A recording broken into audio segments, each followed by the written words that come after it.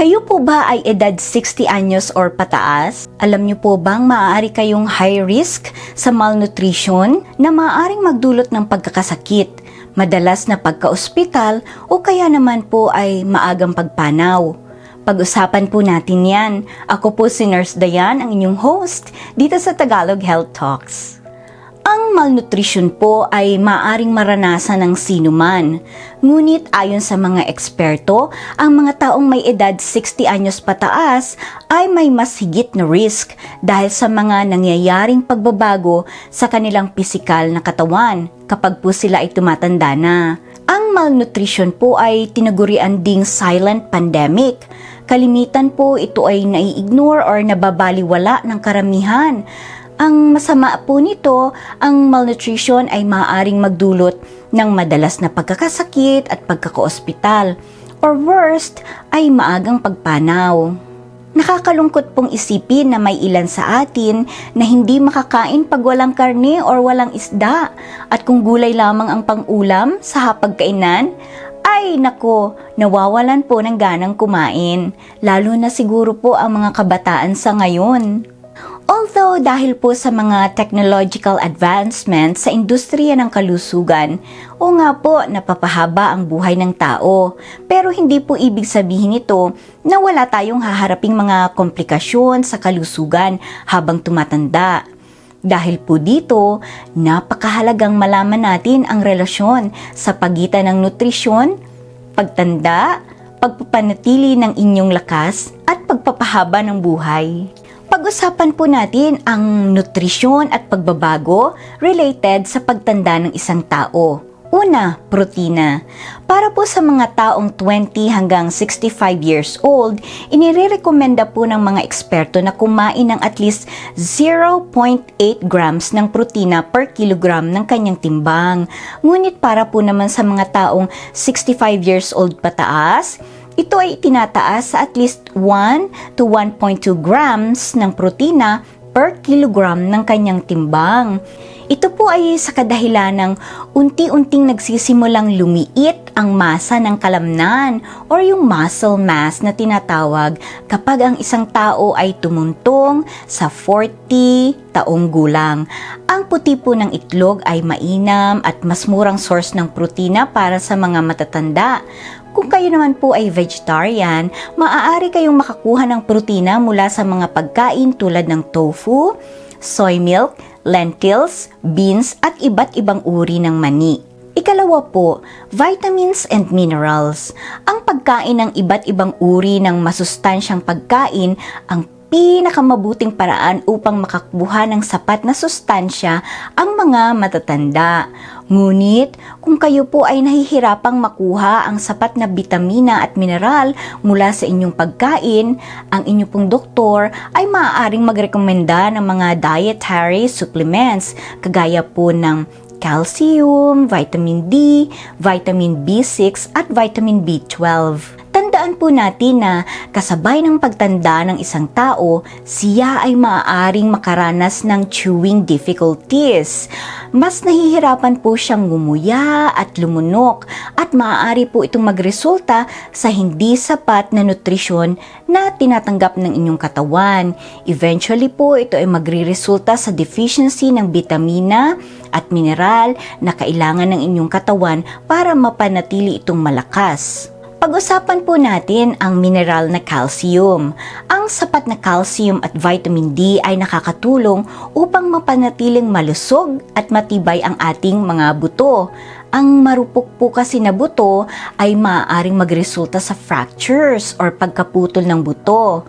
Ang calcium po ay matatagpuan sa mga pagkain at inumin tulad ng gatas. Mas maganda po yung fat-free or low-fat at mabeberdeng gulay katulad ng malunggay, talbos ng kamote, kangkong at iba pa. Ang sunod po ay ang vitamin D. Nakakakuha tayo ng vitamin D mula sa ating mga pagkain at ito rin po ay hormone na natural na ginagawa ng ating katawan. Ang mga pagkaing mayaman sa vitamin D ay gatas, salmon, tuna at atay ng baka. Ngayon, sagutin po natin ang tanong, ano ang relasyon ng calcium at vitamin D? Well, ang calcium po ay mahalaga upang makapagtrabaho ng maayos ang ating puso, mga kalamnan or muscles at ugat. Ito rin po ay nakakatulong para sa blood clotting upang maiwasan ang pagdurugo or bleeding. Ngayon, kung hindi po sapat ang calcium sa katawan ng tao, ito ay maaaring magresulta sa osteoporosis, kung saan ang atin pong buto ay nagiging mahina at marupok. Ngayon, dapat po tandaan na kinakailangan ang sapat na vitamin D upang ma-absorb ng katawan ang calcium. At kung mangyari po ito, kung nagkukulang inyong calcium, kinakailangan pong kumuha ng ating katawan ng calcium mula sa ating buto na magre-resulta naman po sa paghina at pagrupok ng mga ito. Pag-usapan naman po natin ang vitamin B6 and vitamin B12. Ito ay mahalaga para sa pagkakaroon po natin ng sapat na red blood cells. Ano ba ang red blood cells? Ang red blood cells po ng tao ay may taglay na proteinang tinatawag na hemoglobin na siyang nagdadala ng oxygen mula sa ating baga papunta sa buong bahagi ng ating katawan. Ang mga pagkaing mayaman po sa ganitong bitamina ay patatas, saging, chicken breast at mga fortified cereals. Ang sunod po na pagbabago when it comes to nutrisyon at pagtanda ay meron pong mas mababang energy requirement ang matatanda dahil po ito sa pagbaba or pagbagal ng metabolic rate sa mga matatanda at mas kakaunting physical activities po. Usually, mas mababa ng 200 calories per day ang kailangan niya. Halimbawa po, kung ang isang 40-year-old na babae ay moderately active, nangangailangan siya ng around 2,000 calories a day. Pero kung siya ay mag-edad 51 pataas, ang recommended calories niya per day ay magiging 1,800 na lamang. Tandaan po na ang kailangang calories ng isang tao ay nakadepende sa kanyang kasarian, edad at physical activities. Huwag niyo pong kalimutang kumonsulta sa inyong doktor or dietitian para dito, para malaman niyo kung ilang calories ang sapat sa inyo ayon sa inyong edad, kasarian at physical activities. Ang ikaapat po na pagbabago kapag tumatanda ay bumabagal po ang absorption ng calcium at vitamins B1 and B2 at ang pagdigest ng protina dahil sa mas kakaunting secretions ng pepsin at hydrochloric acid. Anong ibig sabihin po nito? Kapag tumatanda ang tao, ang kanyang tiyan po or stomach ay humihina din ang pag-secrete ng pepsin. Ang pepsin po ay nakakatulong sa pag-digest ng protina at tumutulong din po ito sa panunaw ng tao.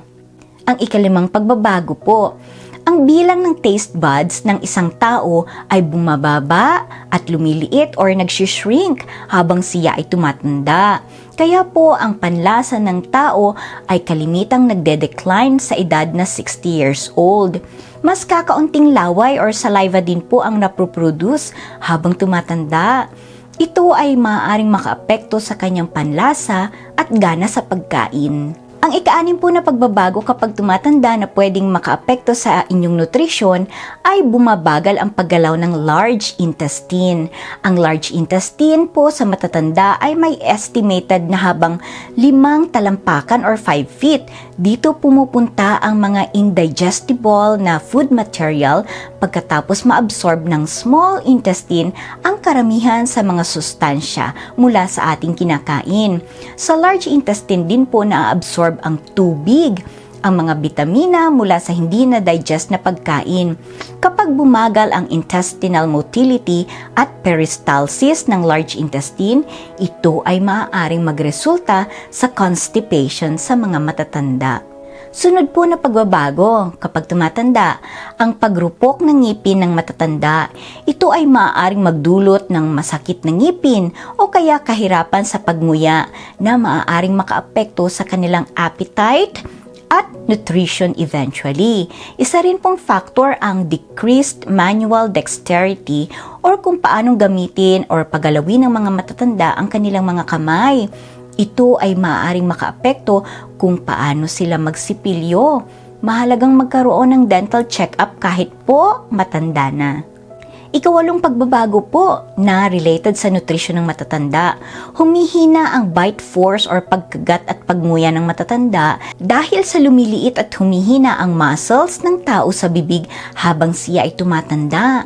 May ilang eksperto po na nagsasabi na ang paghina sa bite force sa mga matatanda ay dahil sa pagkabungi. Kaya mahalaga po na kung kailangan nyo ng dentures, magpa-check up po kayo sa inyong dentista. Ang sunod pong pagbabago, humihina ang gag reflex sa matatanda. Ang pangunahing function po ng gag reflex sa isang tao ay para masigurado na magko-contract ang kanyang lalamunan para makaiwas sa choking. Ito yung urge mo na sumuka kapag ikaw po ay lumulunok. Ang gag reflex din po ay tinutulungan tayong umiwas na makalunok ng foreign materials na maaaring pumasok sa ating airways at baga. Ang gag reflex din po ay natitrigger kapag na-sense ng iyong katawan na kailangan ka nitong protektahan mula sa paglunok ng foreign object at sa choking. Ang ikasampung pagbabago related sa nutrisyon sa matatanda ay dahil po sa paghina ng kalamnan or muscle weakness, problema sa mga kasukasuan at nararamdamang sakit or pain ng mga matatanda, maaaring makaapekto ito sa kakayanan nilang maghanda or kumuha ng kanilang pagkain. Kaya maganda po talaga kung matanda na ang magulang natin, may kasama sila sa bahay. Para po sa bottom line ng ating Tagalog Health Tips today, mahalagang maunawaan natin ang relasyon sa pagitan ng pagtanda at nutrisyon. Kasama na ang mga pagbabago sa ating katawan kapag tayo tumatanda. Mahalaga po ito upang maiwasan ang malnutrition. Ang malnutrition po ay maaaring mangyari sa kanino man, bata or matanda. Ngunit, ang mga matatanda ay higit na at risk para dito dahil po sa mga chronic conditions na kasama kapag tumatanda na ang isang tao. Para po sa iba pang Tagalog health videos, paki-like lang po at mag-subscribe dito sa aming channel. Salamat po sa panonood!